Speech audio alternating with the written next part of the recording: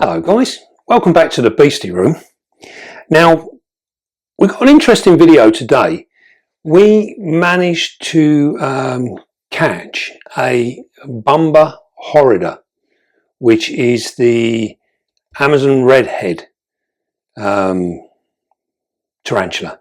Now, these guys come in from Brazil, and this one actually came in and it was still in the pot. So it was still in one of our round pots. We hadn't moved it over or anything. It had recently only just come in. And when we went to check on them to make sure everyone was okay and to start moving them over, we realised that this one in that pot had actually started laying down a silk mat on the floor. So she was getting ready to molt. So we thought, oh, we don't want to move her now. It's really important when they get to this stage is you're better off just leaving them where they are. Don't interfere with them at all. If we'd rehoused her at that stage, we might well have had problems coming later on. She might well have ended up molting really badly, getting stuck in a molt, whatever. So we left her in there, ready for her to go into her new home. Now, as you'll see in that pot, she's almost the size of that round pot. And we saw her over and she'd flipped over, so she was actually getting ready. So we set up our camera and we managed to film her molting, the whole process, and flipping back over again. So that is what we are going to have a look at now. And then we will have a little discussion about what's gone on and some of the pros and cons of what people think molting really is and how it works. So without further ado, let's go over and just check out what this girl done. It really is fascinating piece of footage to watch a spider molt there in front of your eyes. Absolutely brilliant. Right, I'll see you in a minute. Well, here we have our Bumba horrida. And as you can see there, she's made a silk mat within this tub.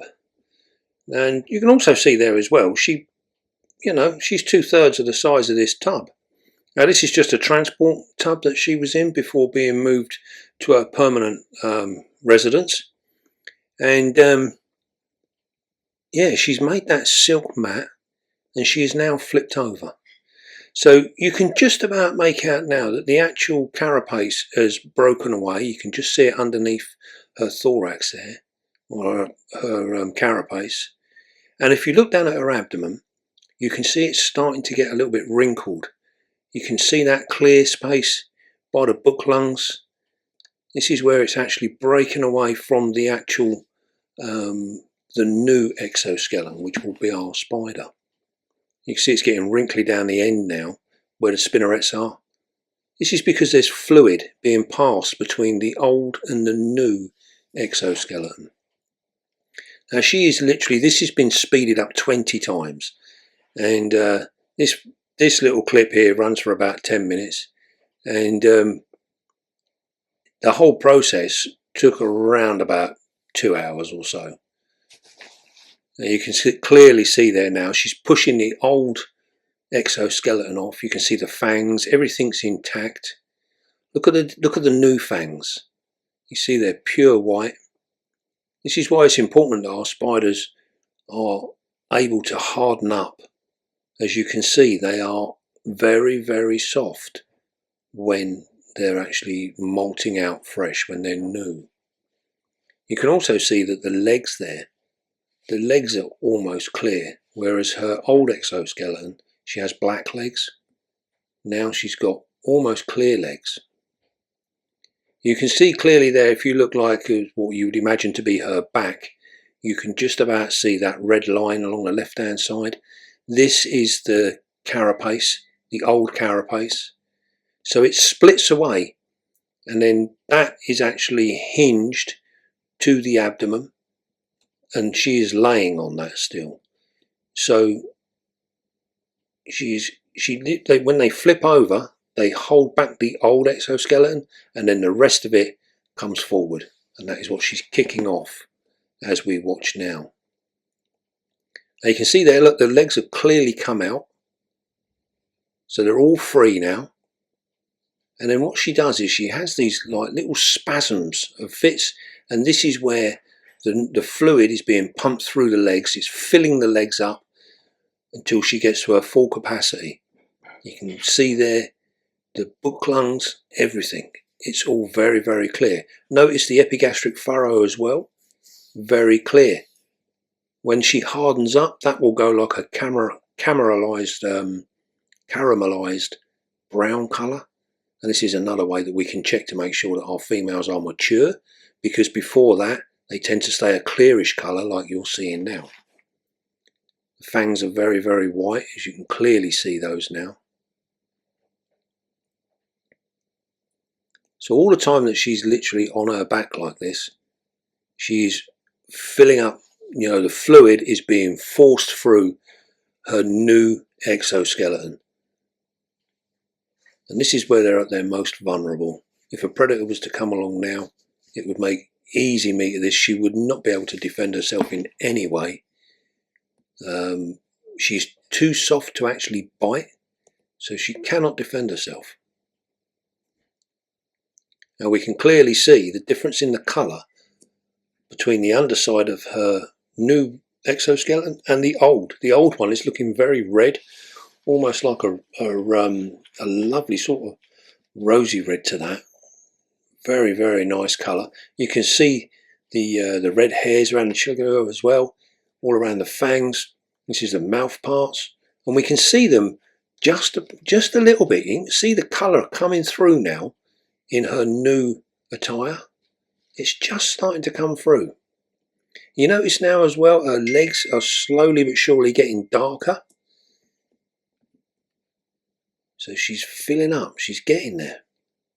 Now, as we said, this took a couple of hours, but you can also see there, and we should hopefully get a little bit better look in a minute, but you can clearly see her abdomen is very full. She's got a nice plump abdomen, which means she is in a fully hydrated state.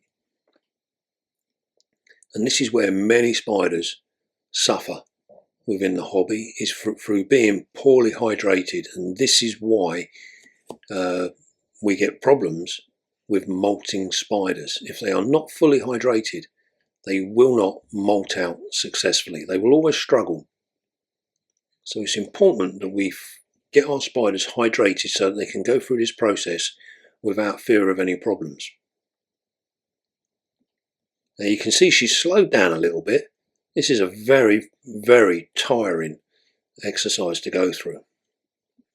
But you can clearly see the change in the colour. Look at it changing. Here she goes. Now she's almost kicking that old skeleton away now. She's still laying on the top of the carapace, and her abdomen will still be attached, well, not attached, but it will still be stuck onto her abdomen. And this is purely where it's wet. It's not actually stuck there. It's just where it's wet, so it sort of sticks to the new exoskeleton. But once she throws herself upwards and gets back on the right way up, then she can manage to move around, and she will clear that off. Now a spider this size would be fully, I would not feed this spider now for at least a week, even 10 days before I gave her a food item. And this is to allow for plenty of time to harden up and fully finish the process. With things like my giant white knee, she is a very big spider. My sturmies, blondies, all of them big spiders. I will not feed them sometimes 6-8 weeks before I feed them again after a full molt. Some of them can take a long time. And you notice as she flicked around there, she's just getting clear of that old exoskeleton. But look at the colour coming through. See her fangs have changed now, not quite so bright white as they were. Absolutely wonderful process. But a very vulnerable process for a spider. It's most important that we don't allow loose crickets to be within the enclosure when we've got spiders that are coming up for molt. She's almost there now. More important with very, very young spiders. Slings and hatchlings will get eaten by crickets at this moment in their life. It's important we don't leave any food in. There you go. She's getting frantic now. She's really starting to move. You notice how the legs are falling backwards now. This is because they are almost completely full up and ready to go. She can hold herself up. There she goes. And she's up. And you can just about see the abdomen skin there, the carapace just behind her back leg there. You see how that? And she's slowly but surely, as she darkens off, she will harden up and the whole process will be finished. That is her done. A successful molt. What an amazing piece of footage. Gets me every time. Well then, as promised, I think you've got to agree, that was a fascinating piece of footage. Every time, bearing in mind, we've been doing this for a long time now, and every time I see a spider flip over to molt out, it just fascinates me, just like it did the very first time I ever saw it. And it's incredible. And we've seen many spiders molt out over the years. Now, as you saw there, she was inside that small travel container, and she'd flipped over and molted out. And you saw how she came through, molted lovely and cleanly, everything done. You notice there that the legs on her, when she flipped herself back over, her legs were sort of still a bit opaque blue colour. Now with the Bumba horrida, their legs are actually black and sort of shiny, a little bit of hair on them, but they're quite dark, they're black. Now, when they first molt out, you see it almost looks a bit skeleton-like. They're very light. And this is because they've not fully hardened up. So when you saw her when she was on her back, you see her pulsing all the time. This is them pushing fluid into them legs, and they're pushing that old skin off. The old exoskeleton is coming off. Now, we often hear, with regards to molting, about people that have bad molts. Now, this girl has managed to molt out in a travel pot, so it's not always down to your enclosure.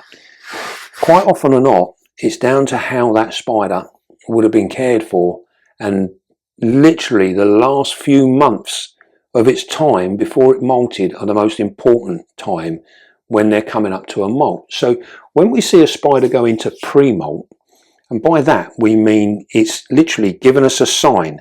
Now, many of the terrestrial spiders, especially things like the brackies and stuff like that, you'll see that they go a little bit bald on the abdomen. Sometimes the abdomen will swell a little bit and it will change colour. These are all signs that we are going into pre-molt.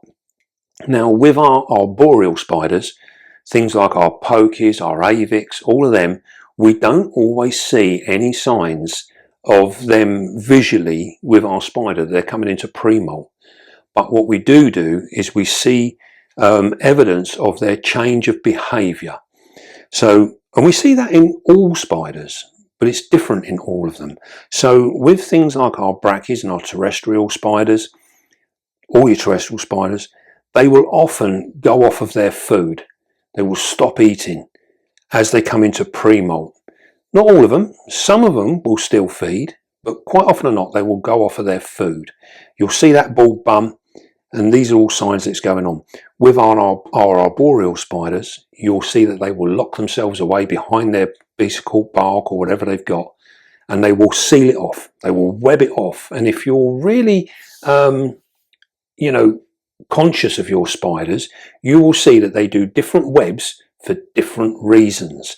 And after a while, you can get to, understand, appreciate. You will get to recognize the different way the webbing is when she seals herself in to actually change a molt. Now, one of the biggest things with a molting spider, the most important thing for a molting spider, is that it has to be hydrated. It really does need to be hydrated. If you've got a dehydrated spider, the chances are that molt is going to go poorly. It might still molt out, but it might lose a leg, or it might end up with part of the molt stuck on it. It might not be able to kick that exoskeleton off altogether. We see it a lot on Facebook. And then, of course, you've got the problem then of what do we do with that spider when it's in that situation. Now, if a spider loses a leg through a molt, your spider will be perfectly fine. It will get around with 7 legs or 6 legs or 5 legs even, you know. They do manage to get through it. And if you can then feed that spider up and get it through to another molt, it will quite often, in the next molt, it will regenerate those lost legs. Now, they won't be exactly the same. And quite often or not, if a spider has regenerated a leg, that leg will often be a spindly, skinny stick of a leg compared to the rest of its legs. So when you look at them normally, they've got all of their markings, their colours, their hairs, everything on them. They tend to lose all of that with a regenerated leg. It's not the same. So you can always tell if one's lost one in a previous molt. Now, this is only a personal opinion for me, my own personal opinion. If a spider is seriously stuck in a molt to the point where it's half in and half out, and it can't get any further, I personally would let that spider go. I'd let that spider die, because trying to save it is going to create untold damage to that spider. You will end up pulling legs off. It'll be leaking all over the place. You know, it's not going to be good. And I don't feel that that you have achieved anything by saving that spider's life. Now, we hear of some spiders that have been saved from a molt and then they are literally liquid fed for the next however long, might be a year, to get it to molt again. That's an awful lot, and you might sit and think, well, you know, we saved that spider's life. That spider went through pure hell for the whole time that you were doing that. So my own personal opinion, let it go. You know, it's as sad as it is, let it go. Now, why did it have that bad molt? You know, it could be many, many reasons. Now, as we've said before many times, I've been keeping spiders for over 40 odd years now, and I can literally count bad molts on one hand in all of that time, you know. And a lot of that, we had one of my favourite spiders actually died in a bad molt, and that was the Tignomacelli, the Pisotheria Tignomacelli. And she was huge, a massive, massive big pokey, and the most beautiful spider, very, very lovely spider. And she managed, where she lived behind a cork bark, she had a lovely big domed area where she always resided. And then right to the side of it was a really tight piece. For whatever reason, known only to her, she decided that she would go in this tight piece, and that's where she would try and molt. Unfortunately, she couldn't move in there, so she couldn't get out of that molt. Once they start the process, they can't change their mind and think, right, I'm going to move over there because it's a bit cramped in here. They can't do that. So they need to pick the right space at the right time. They can't do it halfway through. So unfortunately, by the time I found her, she was literally halfway through her molt and stuck in there. So she had probably started that molt the day before I found her. So I took the bark out, got her out, and yeah, she's stuck. She's got her legs like this. She can't get out. By this time, most of it has dried on, and it's impossible to actually relieve her of that old exoskeleton. Because what happens is with the exoskeleton, they secrete a fluid which goes between their new skin and their old skin. And this is why it comes away. And you can see them pulsing and they're pushing it. And this is why when you find your molt, it's often wet. And that is because that fluid that they run through between the two exoskeletons. And that's what helps lubricate it to come off. If that fluid dries out and sticks to your spider, it's like super glue. It's not coming off. So we had to make the decision of euthanasia, and we had to put her down. There was no point in trying to save a spider with no legs.